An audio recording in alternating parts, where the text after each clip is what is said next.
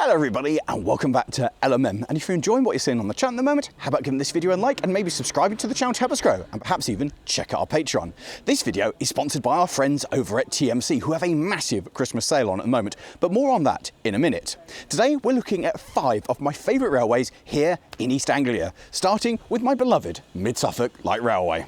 Situated in the heart of Suffolk, the MSLR, or the MIDI as it's affectionately known, is more than just a heritage railway. The Society's aim is to recreate the original Mid-Suffolk as near as possible to give visitors the experience of what it would have been like to travel on an authentic light railway at the turn of the century. To this end, the coaches are ex-Great Eastern coaches repainted into Mid-Suffolk colours like the original railway, as there is only one known surviving item of stock that ran on the original railway, which currently resides on the MCM Bolton Abbey Railway, and all stock on the railway has to be older than 1952, the year that the railway closed.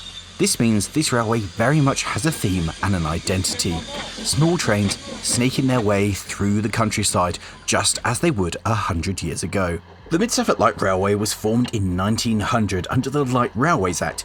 This allowed a railway to be built to a light railway standard, which was basically lighter rail, lighter trains running and less signalling in return for a 25-mile-an-hour restriction. The railway was meant to run from Hawley across Suffolk to Halesworth, linking the East Suffolk line and the main line that ran between Norwich and London. And there was meant to be a spur running from Kenton, which was the passing place, down through Debenham to Westerfield outside Ipswich. The railway was never completed, with a spur off from Kenton abandoned first and the line reaching Laxfield some 19 miles into the run and terminating in the middle of the field. It opened to goods traffic in 1904, with the Board of Trade refusing the line to be open to passengers until upgrades could be completed. These, with no money, were slow to be implemented, and eventually the line opened to passenger traffic in 1908. The railway never made money, with the chairman buying jewellery on credit and pawning it the same day to try and keep the railway open. In 1923, the grouping occurred, with all of the small railways in East Anglia being brought together under the LNER, apart from the Mid-Suffolk, who the LNER refused to take under its ownership until the LNER was taken to court and the debt that the MSLR had accrued was written off. The railway would have been closed by the LNER, but served several air bases which were very useful during the Second World War, which resulted in the LNER relaying the railway to a higher standard to be able to take the heavier trains serving the aforementioned air bases. After the war in 1948, the railways were nationalised and became British Railways, who operated the Mid-Suffolk for just 4 more years before the line was closed. All traces of the line were then removed, with the demolition train being hauled by a Ruston 48, much like my own. In 1990, a group of enthusiasts came together with the idea of creating a museum so that the Mid-Suffolk Light Railway would not be lost to time, and this has evolved over the years into a working heritage railway with an extension due to open in 2025. There is a variety of rolling stock at the railway, with several engines based there and visiting steam locomotives being a regular feature on the railway. The MSLR today operates over Easter and then from the Maybank holiday every summer Sunday until September. It offers a range of events from galas to the very popular Midi and the War Years. Over winter for the little ones, the railway runs Santa specials, taking families down to meet Father Christmas in his brake van grotto, and traditionally do New Year's Day running as well. But obviously check the website in the video description for more information before travelling. Today, the Mid-Suffolk Light Railway carries more passengers and is more widely known than it ever was during its original 52-year operating history, and continues to grow and go from strength to strength. At Brockford, the railway boasts a cafe, a shop, a small museum telling the story of the railway, and a restoration workshop where the majority of the work required to keep the rolling stock in tip-top condition is carried out on site. This is one of the railways in this video that at select times during the year you'll find me on the footplate at the head of the train. Leaving Suffolk altogether, we head north to Walsingham, and the museum here has a lot to answer for. My family brought me here several times a year as a kid, and it has obviously had a long-lasting effect. Without this place, I don't think I'd be doing what I do now. The museum is the legacy of Alan Bloom, who, after returning from living in Canada, was heartbroken to find that the family had scrapped his beloved traction engine and made it the rest of his life's mission to save and preserve as many steam engines as he could. The result is a huge collection of steam engines, including the only Creaslock in the UK. It boasts of 4 railways, a 10 1/4 inch gauge, a 15 inch gauge, a 2 foot gauge and a standard gauge railway, all of which operate steam-hauled trains, and when all 4 railways are in operation, it is a real haven for enthusiasts and families alike. Although to know which one is running on any particular date, consult the website in the video description. The museum is open daily from Easter all the way until the end of October and runs trains on the majority of these days. Although some weekdays don't have trains running, and on some select dates, diesels are out instead of steam. They also operate selected festive trains in December, one of which I came and visited a few years ago, and you can see the video up there. It's not all about steam engines though. The museum hosts the Dad's Army collection, honouring the popular British comedy. And of course, the centrepiece to the whole collection are the famous gallopers. Many hours of my childhood were spent going round on this magical ride, which also fills the site with music from its organs. Of course, the most impressive part of the museum is the collection of full-size locomotives. Bressingham houses several engines on loan from the National Railway Museum, which means that the display changes year on year, and sometimes locomotives that are out of tickets are stored here under cover for the public to enjoy, like Black Prince. And it's no secret that I am a big fan of a 9F, just like the one we saw on the North Yorkshire Moors Railway during the recent TMC YouTuber challenge.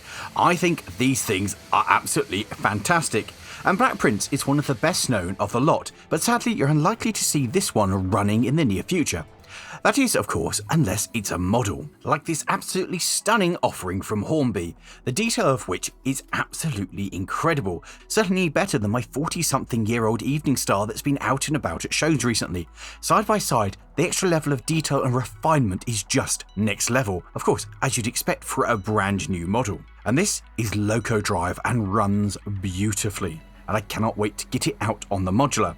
And I know what you're thinking, how much would a masterpiece like this set me back? Well, this retails for over £250, but right now, my friends over at TMC have this up at just £149.99. For a model of this size and this quality with loads of extra detailing parts, this is a real steal. But when they're gone, they're gone. And when you purchase, remember to make use of TMC's amazing detailing and weathering services. They can do so much to just take your model to that next level. If the 9F isn't to your taste, then check out the sale because there's probably something that you'll love in there. And remember to sign up to the newsletter to keep up to date with deals and what's going on. And with that, back to Bressingham. The museum opened in 1961, and there are wonderful stories of Alan Bloom and his dedicated band of volunteers literally restoring engines by candlelight in cold and windy cattle sheds. The nursery line, or now called the Fen Railway, opened in 1966 and became the home to several ex-Welsh narrow gauge locomotives from the famous Penrhyn quarries. This line has been extended twice and now crosses the Waveney line, which is a 15-inch gauge railway, which originally was the home to a pair of Krupp Pacifics. These two engines are some of my favourite in the entire world, and certainly my favourite on the 15-inch. I think their proportions and lines are absolutely gorgeous. In addition to the engines already mentioned, there's also a collection of model engines, a shop, a cafe, and a model railway. They host several large events throughout the year, including a fire engine day, of which I took my Dennis RS along this year, and it was absolutely superb. Moving further north into Norfolk is the Norfolk Railway, one of the UK's premier heritage railways. The Poppy line is arguably the perfect length for a heritage railway, at 5 and just under a half miles long. And in this run, it goes through some stunning changing scenery, from next door to the sea, through heathland, up steep banks and through a woodland, meaning there's plenty to see as the railway navigates this changing terrain. The line was originally built by the Eastern and Midlands Railway and opened on the 16th of June in 1887. It became part of the Midland and Great Northern Joint Railway in 1893, which had been created to serve the impoverished and rural areas and to challenge the monopoly of the Great Eastern Railway in West and North Norfolk. The M&G NJR had a massive 186 miles stretching from Peterborough all the way to Great Yarmouth. Most of the route was single line with passing places, which meant the journeys were slow and often full of delays, earning the railway the nickname the Muddle and Go Nowhere Railway. The railway survived into LNER ownership and then on into British Railways. It survived the mass closure of the M&GN in 1959 and then succumbed to the infamous Dr. Beeching, closing between Melton Constable and Sheringham in 1964. Sheringham Station remained in use, running over onto the old Great Eastern Railway, but closed to the public in 1967 when British Railway built a new platform to avoid having to use a level crossing in the town. The group behind the Norfolk Railway came into existence in 1959 following the closure of the Midland and Great Northern Railway. By 1964, they'd raised enough money that when the section between Melton Constable and Sheringham closed, they were able to purchase the 3-mile section between Weybourne and Sheringham. And although the group took over Sheringham Station in January of 1967, they didn't open to the public until 1975. In 1980, the railway purchased the trackbed to High Kellyn, and in 1989 they managed to return to the outskirts of Holt. Holt is presented in LNER condition and has a buffet, a model railway and a recreated goods shed. The intermediate station is Weybourne, presented in its M&GN guise. This is where the locomotives, sheds and restoration facilities are. It houses a small souvenir shop and buffet, a second-hand bookshop and a model railway. Sheringham is depicted in its British Railway guise, close to how it would have been in 1955. It is the current terminus of the railway, although it is connected to the main line through the level crossing which has been reinstated. There is a souvenir shop, a buffet and a decent-sized car park. Notable rolling stock that is in regular traffic is the sole surviving quad set, a 4-coach unit on shared bogies, which when paired behind the B12 is simply stunning. The railway operates trains throughout the entire year. From spring onwards there is an almost daily service which becomes daily during the peak times of summer. The railway also hosts many special events, including intensive galas and during the winter the Train of Lights, of which I filmed several years ago and you can see my video here. The home fleet of locomotives is primarily fielded by the M&GN Joint Railway Society. This is Whittington, the J15, the B12, the Austerity 210 and the Class 31. There are several other locomotives based at the railway, including the 9F Black Prince, which I have seen photographed on many occasions.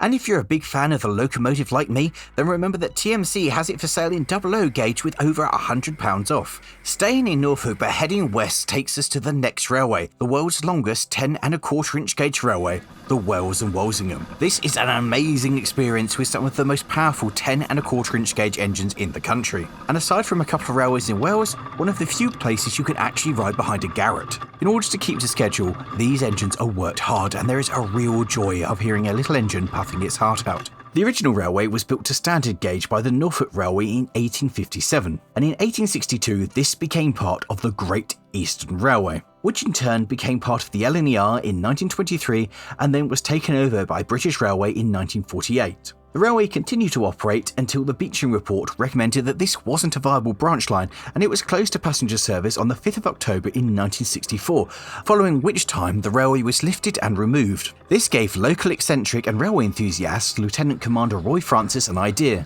He'd already designed and built the 10¼ gauge Wells Harbour Railway in 1976, and so in 1979 he fancied a significantly bigger challenge and set his eyes about relaying the railway from Wells down towards Walsingham. This took 3 years to complete and opened to passengers on the 6th of April in 1982. Part of the line, known as Barnard's Cutting, had been used as landfill and had to be excavated for the track to be relayed. And even though 3,000 tonnes of waste was removed, the track bed was not restored to its original level, and this has resulted in a very steep 1 in 29 gradient that had not existed when the line was originally in use. Unless unavailable, all services are steam-hauled by one of the line's 2 Garretts, Norfolk Hero, built in 1986, and Norfolk Heroine, built in 2010. Whilst they look to be of the same design, there are subtle differences between the two, including Heroine having a screw reverser and a wider cab. These 2 locomotives work tirelessly, running every single day from the end of March through to the start of November. There are no facilities at Walsingham, it is just a station just outside the village, and most critically, there is no car park for this station. At the other end of the 4-mile-long line is Wells, and this serves as the railway's headquarters. It has the locomotive shed, the carriage shed, workshop facilities, a cafe, a small gift shop, and a car park. I love the concept of a minimum gauge railway actually running between 2 places and providing a service. It's just wonderfully eccentric and twee. To the best of my knowledge, TMC don't do a model of this particular locomotive, but they do a model of a 9F with over £100 off. And with that, we're moving south to the final line, the Whitwell and Reim Railway, home of my Ruston projects, including my operational 48 Sir William McAlpine, which is now earning its keep operating passenger trains for the first time in its life, which is a really exciting thing for me. And if you want to ride behind it, we're going to be operating trains on New Year's Day, so come and see us then. The railway is set up in the old goods yard of Whitwell Station, which opened in 1882 as part of the Midland and Great Northern Joint Railway.